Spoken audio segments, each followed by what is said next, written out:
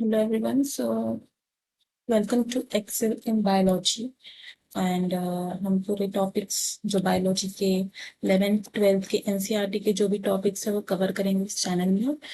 और जो आपके हेल्पफुल होगा केवीएस एनवीएस और एएमआरएस और बाकी जो भी टीचिंग एग्जाम्स हैं plus MP TET and 11th 12th के स्टूडेंट्स भी देख सकते हैं। ऑल्सो फॉर नीट ये हेल्पफुल होगा। और हमारा तो आज का जो टॉपिक है, जो सबसे पहले का टॉपिक है, हम लेंगे बायोलॉजिकल क्लासिफिकेशन। तो लेट्स स्टार्ट द क्लास। तो बायोलॉजिकल क्लासिफिकेशन से आप वर्ड से समझ सकते हैं कि बायोलॉजिकल हम जो कैटेगरीज को क्लासिफाई करते हैं, फिर ऑर्गेनिजम्स जो हैं क्लासिफाई करते हैं। तो इस चैप्टर में हम ये क्लासिफिकेशन पढ़ेंगे, डिफरेंट साइंटिस्ट जो हैं जिनने क्लास तो कितने ग्रुप्स में क्लासिफाई किया है ऑर्गेनिजम्स को, ये सब पढ़ेंगे। उससे पहले हमें ये करना पड़ेगा कि टैक्सा क्या होता है। टैक्सा या हम इसको बोल सकते हैं टैक्सोन। ये टैक्सोनॉमी की स्मॉलेस्ट यूनिट होती है। और ये टैक्सा वर्ड था, इसको मेयर ने दिया था। तो टैक्सा तो ठीक है, कैटेगरी होती है। टैक्सोनॉमी क्या होता है? टैक्सोनॉमी, जो टैक्सोनॉमी है वो एक प्रोसेस होती है जिससे हम लिविंग ऑर्गेनिजम्स को अलग अलग टैक्सा में क्लासिफाई कर सकते हैं, अलग अलग कैटेगरीज में क्लासिफाई कर सकते हैं। तो हम इसको लिखेंगे, क्या होता है taxonomy? The process of classifying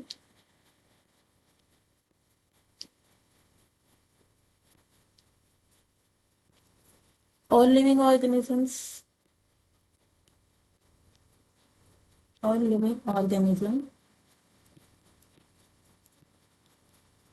into taxa, into taxa.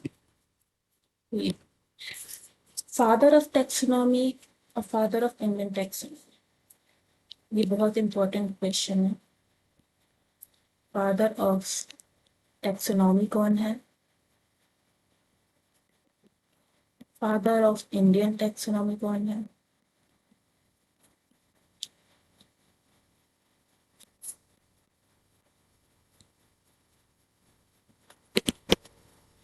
जो हमारे फादर ऑफ टैक्सोनॉमी है वो है A P D कैंडोले।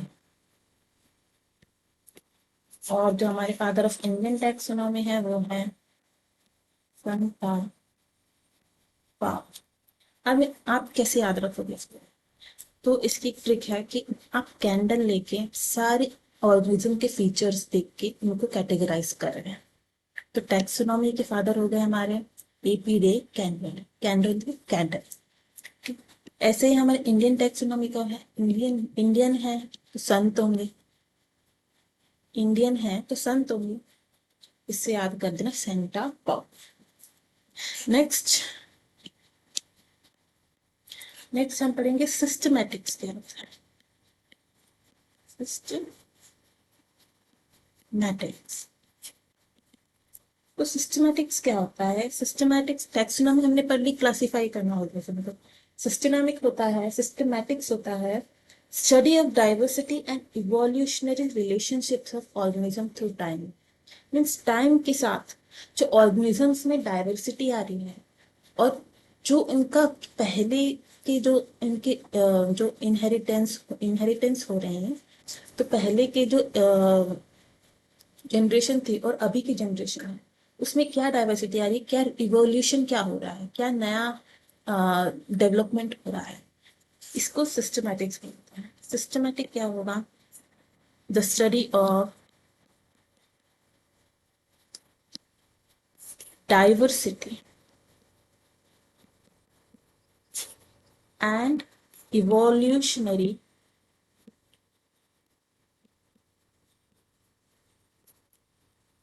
relationship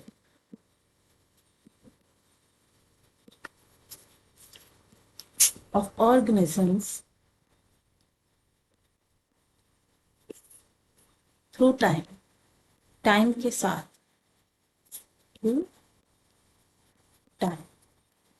okay, और ये जो सिस्टमैटिक वर्ड है, ये जो सिस्टमैटिक वर्ड है, ये किसने दिया था? ये सिस्टमैटिक वर्ड दिया था कैरोलस,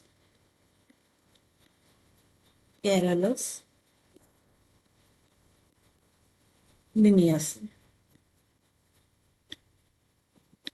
इनकी एक बहुत इंपॉर्टेंट बुक भी है जिसको हम बोलते हैं सिस्टेमा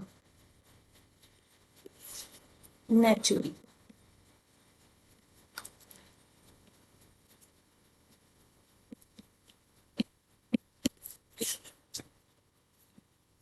जो हम इवोल्यूशनरी रिलेशनशिप्स की बात कर रहे हैं, इसको हम जेनेटिक रिलेशनशिप भी बोलते हैं, फाइलोटिक रिलेशनशिप।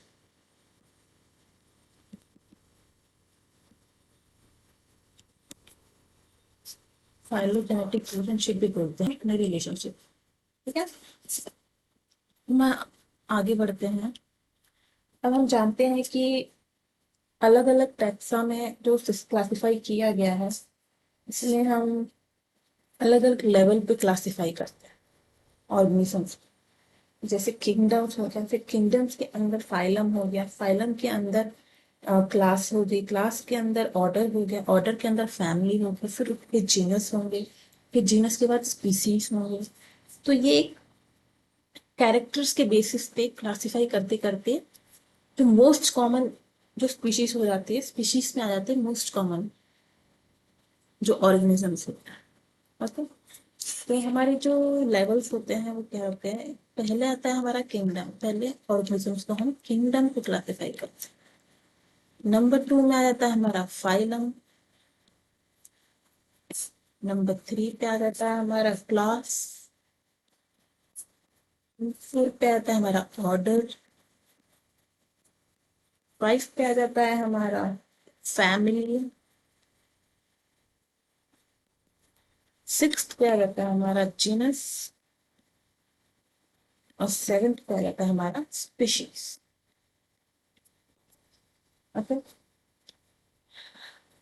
अब जो फाइलम था वो किसने, ये जो वर्ड फाइलम है ये दिया था हमारे साइंटिस्ट कुवियर ने। ये क्लास और ऑर्डर था ये दिया था लिनियस ने। और फैमिली, जीनिस और जीनस और स्पीशीज ये दिया था जॉन रेन।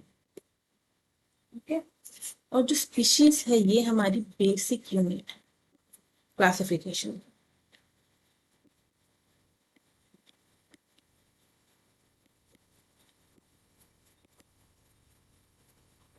बेसिक यूनिट क्या है? स्पीशीज, हमारी basic unit classification. Okay, next हम पढ़ते हैं नोमेनक्लेचर। नोमेनक्लेचर क्या होता है?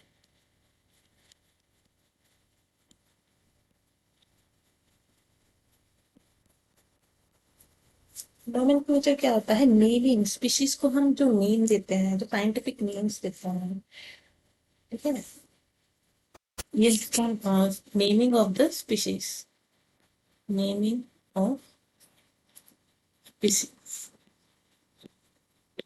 स्पीशीज को जो हम नाम देते हैं ना उसको नोमेनक्लेचर कहते हैं। और ये दो ऑर्गेनाइजेशन है, जो इंडिया के दो ऑर्गेनाइजेशन है।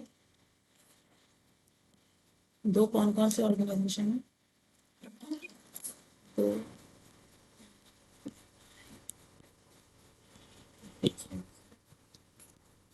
एक है हमारा ICBM,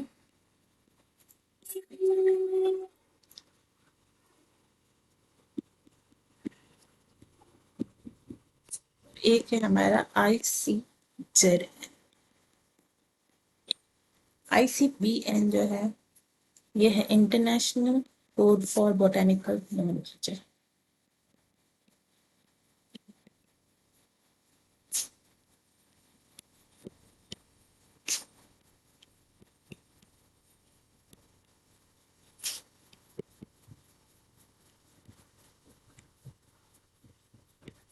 और जो ICZN है वो है international code for zoological nomenclature.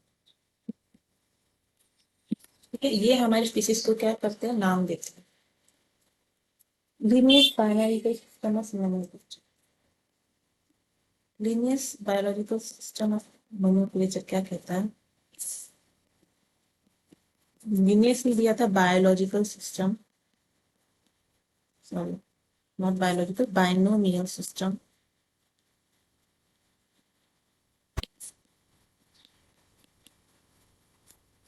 Of nomenclature,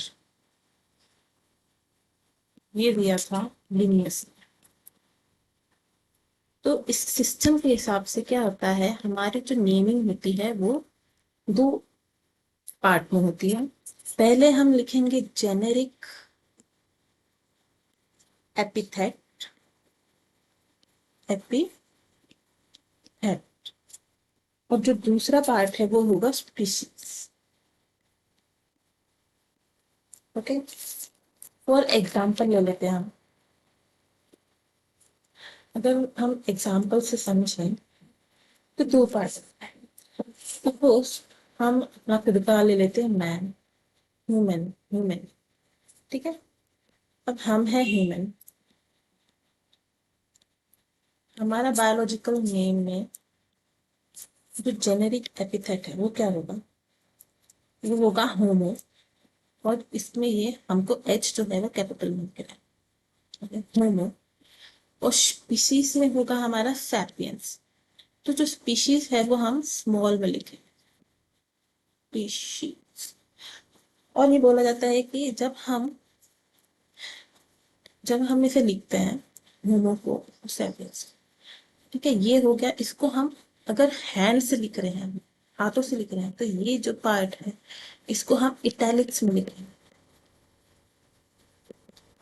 और ऐसे अंडरलाइन कर, ये है, ये है बाइनोमियल सिस्टम ऑफ, बाय मतलब दो, जेनरिक एपिथेट स्पीशीज में, जेनरिक एपिथेट में हम जनरल लिखेंगे होमो, स्पीशीज। अब अलग अलग जो आपके बुक में दिया है एनसीईआरटी में, ह्यूमन का, हाउस फ्लाई का, मैंगो का, वीट का, सब kingdoms, genus, family, order, class, phylum, division सब दिया हुआ, तो आप वहां से देख सकते हैं। फर्स्ट जो क्लासिफिकेशन का पहला अटेम्प्ट था वो किसने किया था, फर्स्ट जो अटेम्प्ट था क्लासिफिकेशन का वो हमारे एरिस्टोटल ने किया था, अरस्त। फर्स्ट अटेम्प्ट किसने किया था क्लासिफिकेशन करने का, फर्स्ट अटेम्प्ट किया था हमारे एरिस्टोटल, एरिस्टोटल, एरिस्टोटल ने किया था।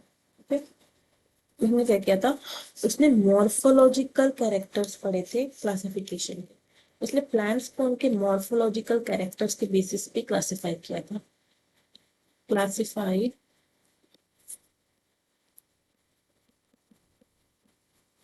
plants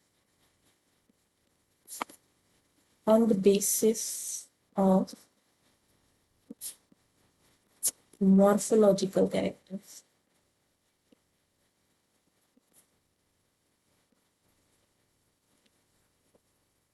मॉर्फोलॉजिकल कैरेक्टर्स क्या होते हैं, मॉर्फोलॉजिकल कैरेक्टर्स मतलब पैटर्न्स कितने हैं, सैपल्स हैं, उनका एस्टिवेशन क्या है, वो किस पैटर्न में है, इसको बोलते हैं मॉर्फोलॉजिकल कैरेक्टर। ओके, और प्लांट्स में भी और एनिमल्स में भी, एनिमल्स को भी किया था इसने, क्लासिफाइड प्लांट्स एंड इधर लिख देते हैं एंड एनिमल, एनिमल्स में इसने एक और आरबीसी प्रेजेंट है, एब्सेंट है या प्रेजेंट है, इस बेसिस पे किया था। अभी आ जाते हैं हम सिस्टम ऑफ क्लासिफिकेशन। तो सिस्टम ऑफ क्लासिफिकेशन की बात, तो जो सबसे पहला था, सबसे पहला जो क्लासिफिकेशन हुआ था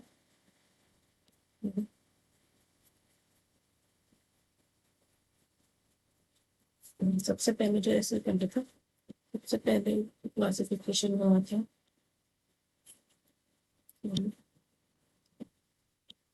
We have two kingdom classification. Two kingdom classification. सबसे पहला था हमारा था टू किंगडम क्लासिफिकेशन।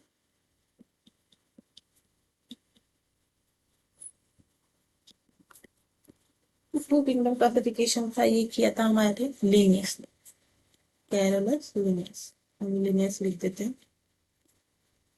लिनियस। इसने दो कैटेगरी दी थी, क्या कौन कौन सी? एक था प्लांट्स के लिए प्लांटिंग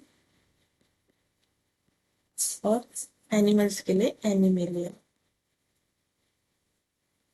टू कैटेगरीज में जो ऑर्गेनिजम्स है उनको क्लासिफाई करते थे। नेक्स्ट आया हमारा three system classification, three kingdom classification.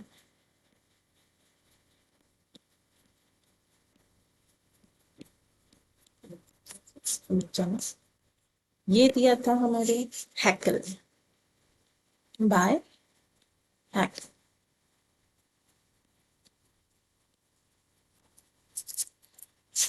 इन्होंने प्लांटी और एनिमेलिया के साथ साथ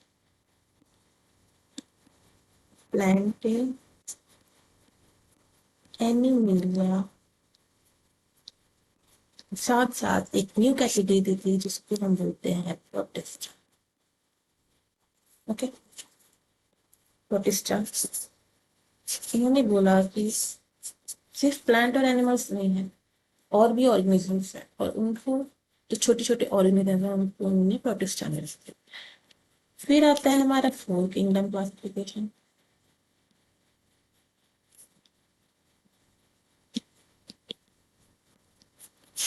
ये दिया था कोपलैंड ने। एग्जाम्स में ये जो साइंटिस्ट हैं उनके नाम भी पूछे जाते हैं, तो आपको ध्यान रखना है। इन्होंने प्लांटी और मैं पी से प्लांटी लिख देती हूँ, ए से एनिमल लिख देती, पी से पी आर से प्रोटिस्टा कर देती हूँ। एक्स्ट्रा कौन सा कैटेगरी दिया था इन्होंने? इन्होंने दिया था मोनोरा। इन्होंने बोला था कि प्रोटिस्टा जो स्मॉल ऑर्गेनिजम्स है उनके अलावा भी कुछ यूनिसेलुलर ऑर्गेनिजम्स है। यूनिसेलुलर मतलब एक सेल के ऑर्गेनिजम्स, जैसे बैक्टीरिया, तो उनको उन्होंने किस पे रख दिया? मोनेरा। फिर आता है हमारे सबसे इंपॉर्टेंट बाय किंगडम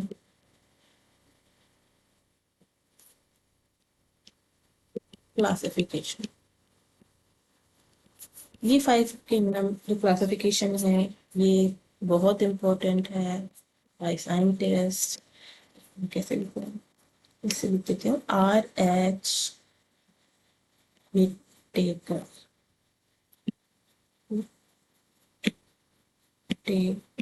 ये बहुत पूछना होता है क्वेश्चन में कि फाइव किंगडम क्लासिफिकेशन किसने किया है, तो RH विटेकर।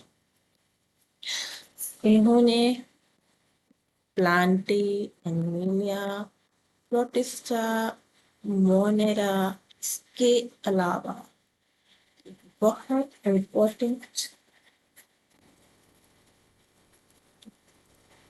जो दिया क्लासिफिकेशन या इसका हमारा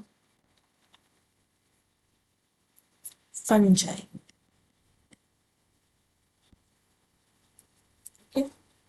इन्होंने कहा कि कुछ नॉन फोटोसिंथेटिक यूकारियोट्स होते हैं। फंजाई क्या होते हैं? नॉन फोटोसिंथेटिक, जो फोटोसिंथेसिस नहीं करते हैं, यूकारियोट्स होते हैं।